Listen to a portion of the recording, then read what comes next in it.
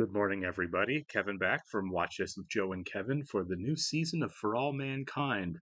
I've had a week to process my feelings about the season 2 finale. And it makes sense, right? Deke died at the end of season 1. Characters are going to go on this show. I think that logistically works, right? A nice reminder that not everybody's going to have plot armor on this show, clearly, with Gordo and Tracy dying, which has been at the forefront of my brain about the entire episode. Kind of sad they're not going to be in the show moving forward, but with these time jumps, it just logistically makes sense, right?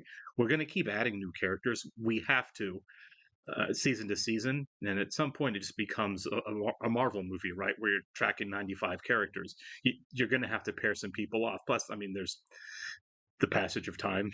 Not everyone's going to be around forever. We started the show in 1969. It's now, according to the teaser for this season, at the end of the last episode, 1995. So characters are getting older. I know there's a season after this. I don't know what the time jump is there. And I think there's plans for season 5, if I'm not mistaken, which would mean even a bigger time jump. Everyone's not going to be around forever. At some point, Ed and Karen and Ellen and Danielle and Margot, at some point they're going to age out of being able to be on the show.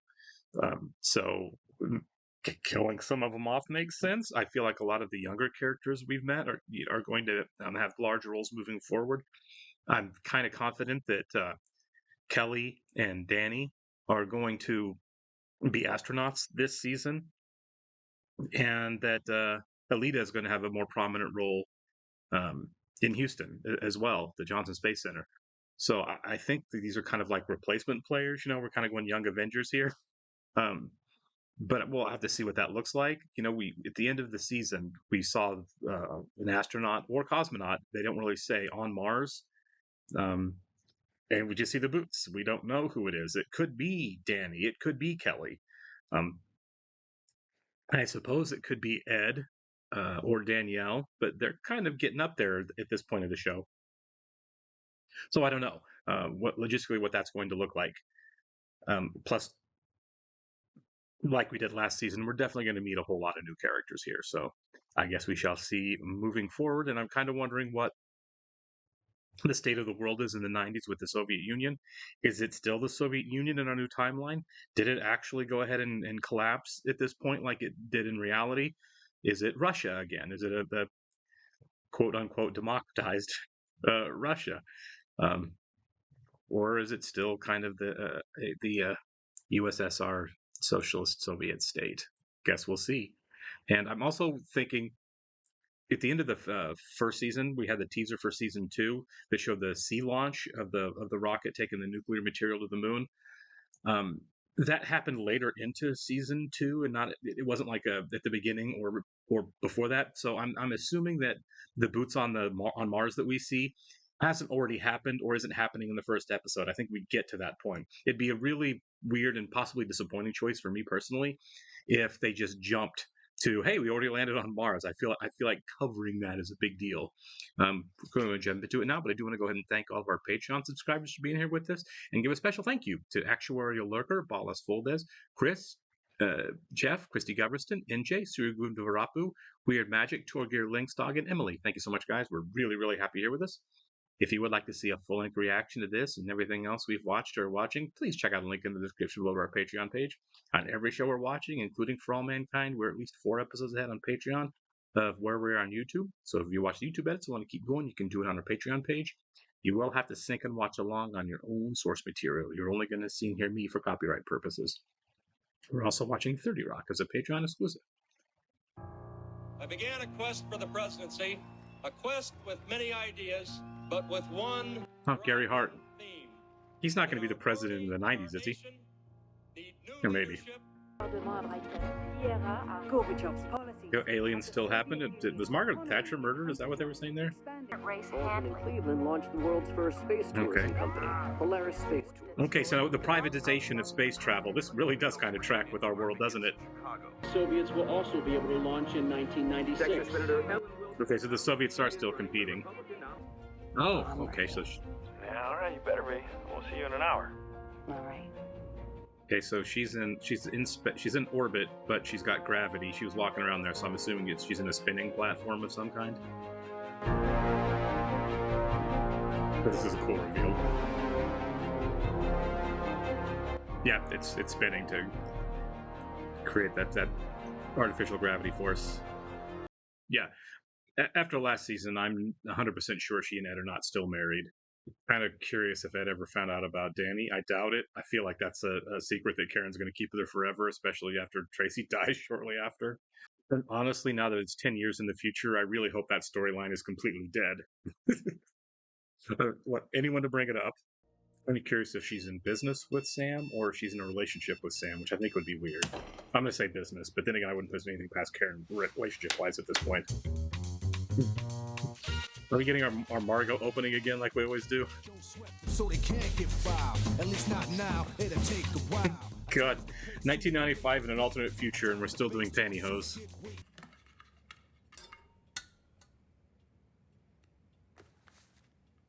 I take it Margot never really worked on a personal life of any kind, which is why she's still living at NASA and drinking Slim Fast for breakfast. Oh, just piano in her office, though. She's not hiding that part of herself anymore.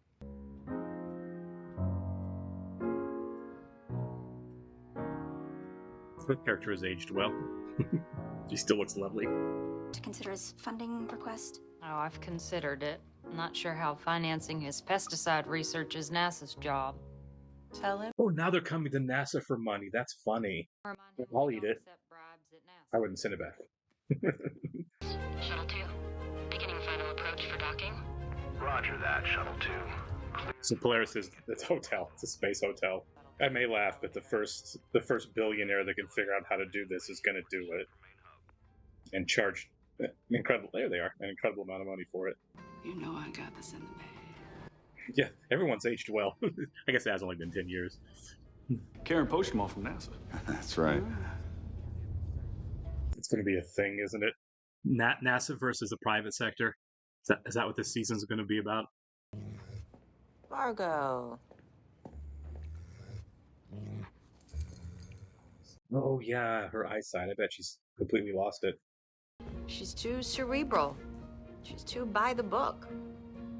Are those even negative traits? What I am trying Oh, I can see the conflict here. to think we need someone who's willing to take risks, who can handle So the unknown. they can't agree on Ed Someone versus like Ed Danielle. Baldwin. You may kiss the bride. Oh, Danny's getting married. A soft launch. Pardon the fun. It's interesting some of the stuff that they've updated in terms of the world timeline, some of the stuff that stays completely the same. We had somebody driving an electric car. Tom was driving an electric car at the beginning of last season in the 80s. But, 10 years later, everyone's still driving 80s or 90s looking combustible engines. Our engineers are having difficulty with the asymmetric torque in our Mars orbiter. I'll see what I can do. So Margot has gone full-on Soviet asset here, hasn't she? Yeah. Okay, so Margot is full-on Soviet asset. So the Soviets really aren't that close to going. They just need to steal more American design secrets to make it work. Cold War not really over. We're assuming because the Soviet Union didn't actually collapse.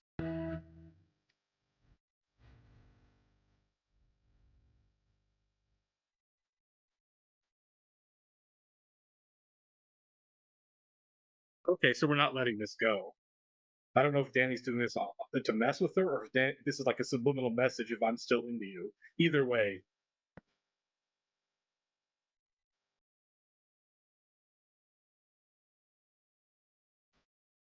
Yeah, I honestly, Karen's earned every bit of discomfort that comes along with this. Every bit of it. Oh, the debris. Oh, are we about to have a disaster? I totally forgot about the exploding rocket. Yep. We're about to have a space problem. Centrifugal gravity is starting to rise, Commander. Oh no!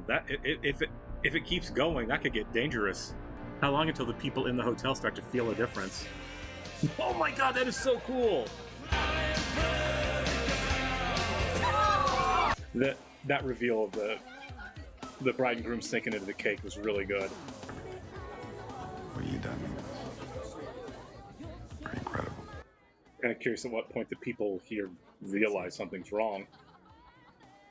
It'd be hard to notice a slowly increasing gravity until it got to a point. We're going to do an EVA to manually close the thrusters valve. A spacewalk? Okay, well, can it wait until the wedding is finished? No, God. I don't think there's any reason of concern to guess right now. I just say we fix the damn thing.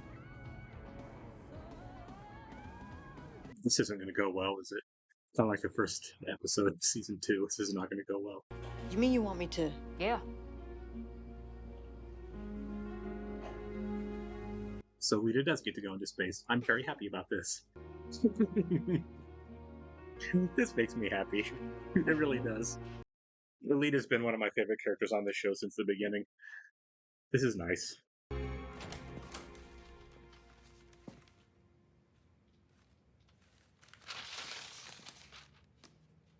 Does she have her own home? Or does she really just live there? I think it'd be weird if she didn't have a legal residence outside of the NASA building. I always got the sense she just slept there when she was really busy, but I mean, if she just lives here, that's a red flag, cry for help.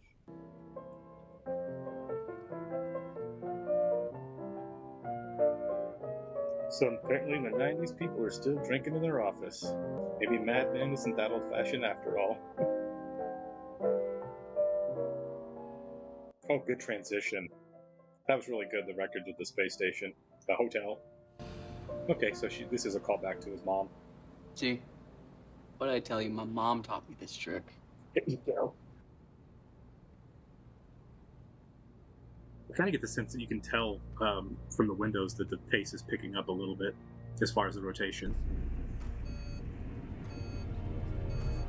Is it debris? Oh, God. Yeah, people should start noticing at this point. I feel like if I, put on 50 pounds all of a sudden, I'd know.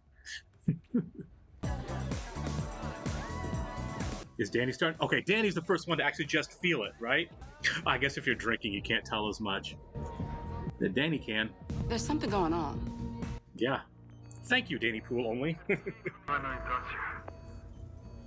force would be pretty rough on the guys outside, too. One of the stabilizer cables is vibrating. Yeah, I think it's coming loose. Oh no.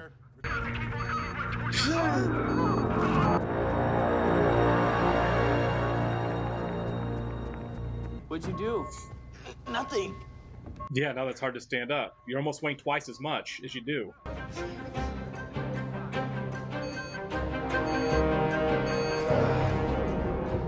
Yeah, I don't know how you get out and fix it now, because physically this is going to be impossible.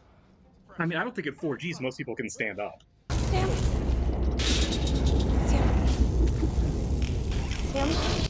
No, I don't think Sam made it. So the people down here are stuck here until they fix it. They're going to fix it. It would be a weird choice to kill so many of the main cast members in the premiere. I mean, maybe they do, but I don't think so. There are pressure suits in the shuttle. If I can get to them, I can make it to the thruster. Even if you make it out there, the gravity around the edge of that ring will fling you off like a rag doll. Yeah. It's too dangerous. What other choice do we have? If Danny's able to pull this off, he's a superhero. Oh my god, it's almost 3Gs. That'd be so hard. I feel like he's gonna do it, but I'm still completely stressed. We're losing structural integrity along the outer rim, Commander. We might not even make... Someone else has to go out. I can't believe one of these guys hasn't gone out. It's not just gonna fix itself. We've got an airlock open at the shuttle docking port.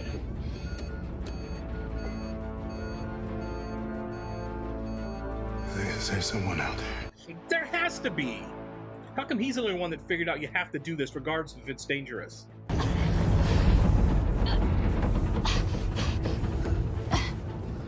feel like it almost get hard to breathe, like someone's laying on your chest. This show does know how to do tension, doesn't it?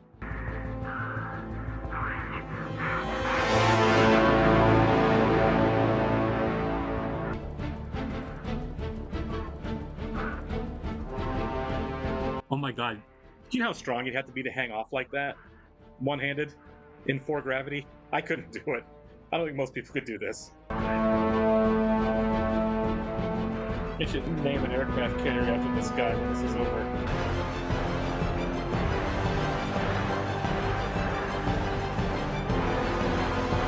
my god, here it comes. He's gonna get it.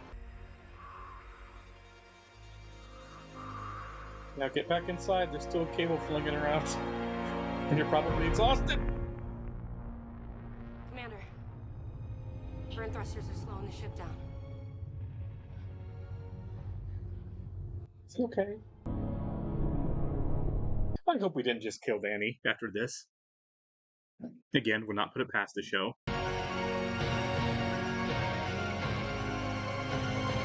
They're not letting me know. I assume Danny's alive because they're not showing us if that he's not. Okay, good. Okay. Oh, okay. He did get knocked off, but he's tethered. Good.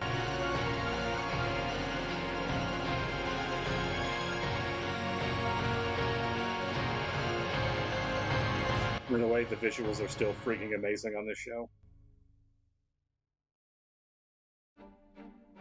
Ooh. Well, it was quite an opening episode. I don't know what happens now that Sam's out of the picture, if this changes things, if Karen now is a really big player in the private sector of space travel, which apparently is going to be a huge thing moving forward. I'm kind of curious if NASA and the private sector have to work together to make this mission to Mars to beat the Soviets, because apparently that's still super important to everybody to make that happen. I wouldn't be surprised. Despite the fact that there's a lot of tension and danger and heartache on the show, it's still a rather optimistic view of what science can do for us. So it wouldn't surprise me if the private sector and NASA kind of come together. I have to come together out of necessity to really make this happen. But it does feel like the privatization of space, I mean, obviously we're on the hotel for most of the episode in orbit, is going to be a really big deal. I'm not sure what that's going to look like. But I feel like the private sector is going to contribute to NASA on the Mars mission in some way. So I feel like it's probably why Karen, despite the fact that she and Ed are separated, that's why she still has a role to play, because she seems to kind of be the face of the private sector now of space travel. So we'll see about, is this going to kind of be like Gordo and Tracy, where they reluctantly kind of have to work together?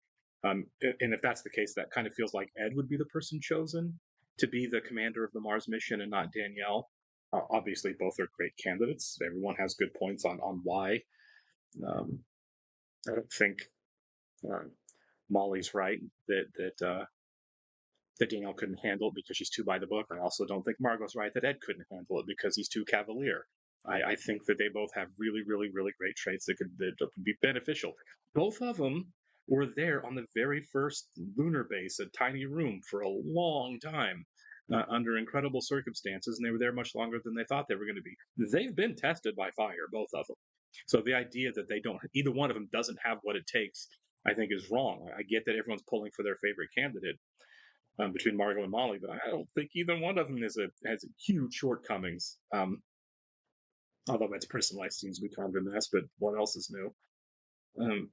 I don't know. I do think that after this episode and after what just happened, if you are in charge of a manned mission, the first manned mission to Mars, I think you want Danny on that flight. I think that the young man earned his place on the flight.